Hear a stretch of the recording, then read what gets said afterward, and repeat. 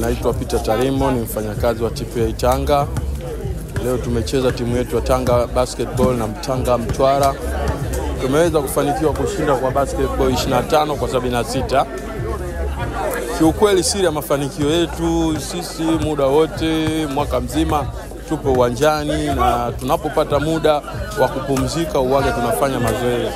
Hiyo ndo siri kubwa ya ushindi wa kwetu sisi Tanga Basketball. Baada ya ushindi huu tunatarajia kuchukua kombe letu ambao tulilipoteza mwaka juzi hapa Morogoro, ambao tulifungwa na Dar Poti, na sasa hivi tunatarajia kurudisha ufalme wetu wa basketball kama Tanga Port. Majina anaitwa Mohamed Fazal, mimi ni team coach wa Bandari Tanga. Kwanza nianze kumshukuru Mwenyezi Mungu kwa game ya leo na tumepata ushindi. Kikubwa siri ya mafanikio yetu ni mazoezi. Mazoezi ndio kila kitu. Ni namna ambavyo tunajipanga mapema kabla ya mashindano. Taarifa zinapokuja basi tayari na sisi tuko tayari kwa ajili ya mashindano. Timu tuliocheza nayo sio timu ya kuibeza, ni timu nzuri, lakini kwa sababu sisi tulikuwa tunaonekana ni bora zaidi yao na tumeweza kupata ushindi mzuri kama hivi. Naitwa Elias Tengeni, ni basketballer kutoka timu ya Mtwara, Mtwara Port. Kikubwa ambacho tumekifanya kwamba tumecheza kadri ya uwezo wetu, lakini wenzetu at least kidogo walikuwa physique, na sisi kama unavyoona timu yetu wengi ndio hivyo nakuta sio kwamba tuna uwezo namna hiyo. Unajua Tanga ni timu ambayo angalau kidogo wana experience kubwa. Tunashukuru kwa kile tulichokipata kwamba tumepata kwa uwezo wetu. Nadhani next time kwa sababu tunarudi tena Mtwara, tunaenda kujipanga, tutafanya vizuri naamini kwa next Interport.